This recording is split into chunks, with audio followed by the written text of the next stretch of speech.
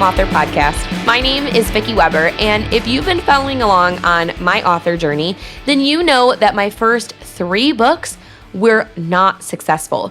In fact, the other day I pulled up my my sales report for my first book to show another author, and that book has sold 63 copies to date. Yeah.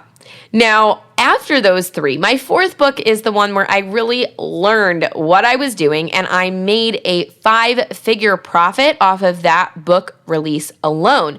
And it's what enabled all of my books past that to make Amazon's bestseller list, Barnes & Noble's bestseller list, and really put me on the map and start making money with writing children's books.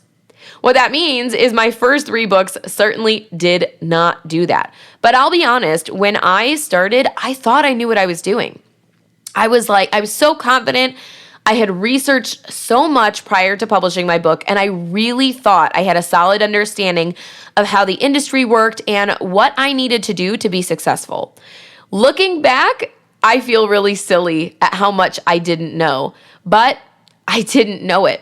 So in today's podcast, I want to share what things I changed between my first 3 books and my 4th to start having success, start bringing in income, and start having the impact that I've had on young readers by selling a lot of books. The first thing that I changed was I went through a lot more editing. When I did my first 3 books, they aren't bad books by any means. And in fact, there's a lot of people that love what I've written and those stories in particular. But there is a big difference between a good book and a great book. Great books are the type of books that you give as gifts at birthday parties and other holidays and other events. Great books are the kind that readers just don't put down. They talk about it to other people. They share about it on social media. They read it to their kids time and time and time again. They gift it to their teachers. They bring it into their lessons in the classroom. It snowballs. And a good book is just a good book. There's nothing wrong with it. People will like it, but it won't snowball. And what really separates a good book from a great book is all the little details.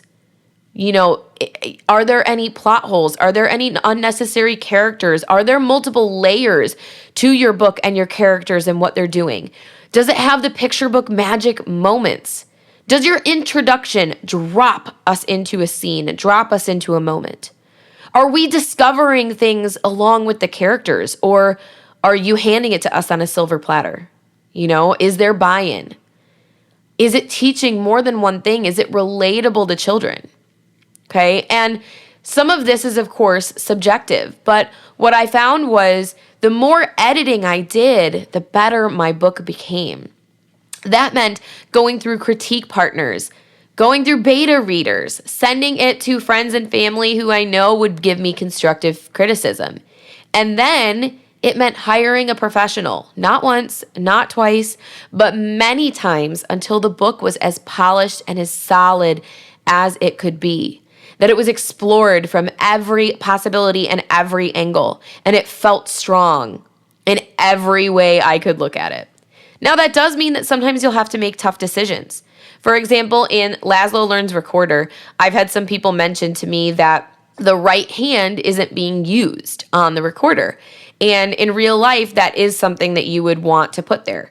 The problem is that with the illustrations, it ended up looking like the kids' hands were covering extra notes, and it ended up looking really confusing to the reader. And so I had to make the decision to just have the character leave that hand off, even though in real life you would use both hands. But how you illustrate something is a little bit different than what it would look like in real life. Another example is in Rhythm Rescue. I named one of the places in the book Downbeat Street, and I thought I was so clever because the downbeat is where music starts and Downbeat Street was where this musical book began. I thought I was so clever. And it went through all of these critiques and beta readers and all of this stuff. And then I got a paid edit.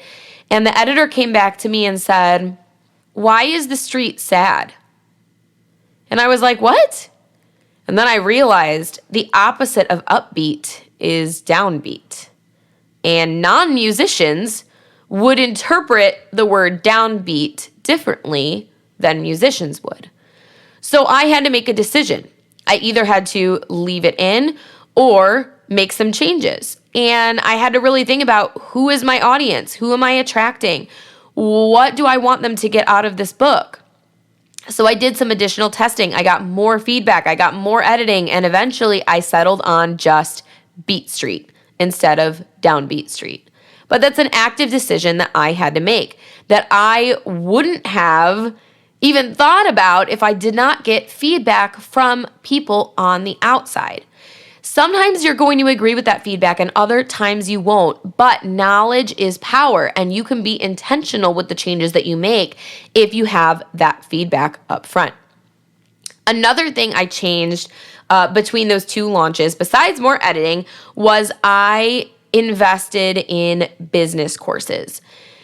And the reason I did this is because I couldn't find anything out there at the time that really taught how to launch a book from start to finish. Everything I found out there was either for novelists, or it only taught like one piece of the industry or one part of the process of writing or publishing a book. And so I knew that I had to create my own system and I had to crack this on my own and figure it out on my own. And so I started taking business courses and I had to apply everything I learned there to everything I knew about children's books and my audience. And that's really what propelled me to where I am now. I had to sit down and develop a strategy, right? And I had to sit down and think about what I'm doing, when I'm doing it, how I'm doing it, how am I reaching these people? What is my goal with everything I'm doing? Where is my effort taking me? Where should I spend more time? Where should I spend less time? And it was a super involved and exhausting process. But once I did, I ended up coming up with a plan that works for not only my books, but other people's books as well. And so that's probably the biggest difference between my initial books and my current ones now is the strategy, the plan. And if I had to go back and do it all over again, I would have started with courses a lot sooner. I would have started that way, way before I did.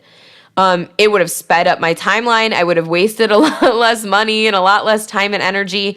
And I know some people now will say, "Oh, well, your first 3 books sell better now, right?" And yes, they do. But there's still a fraction of the sales that my current and new books sell when you look at them side by side. My first book, like I said, has still only sold 63 copies to this day.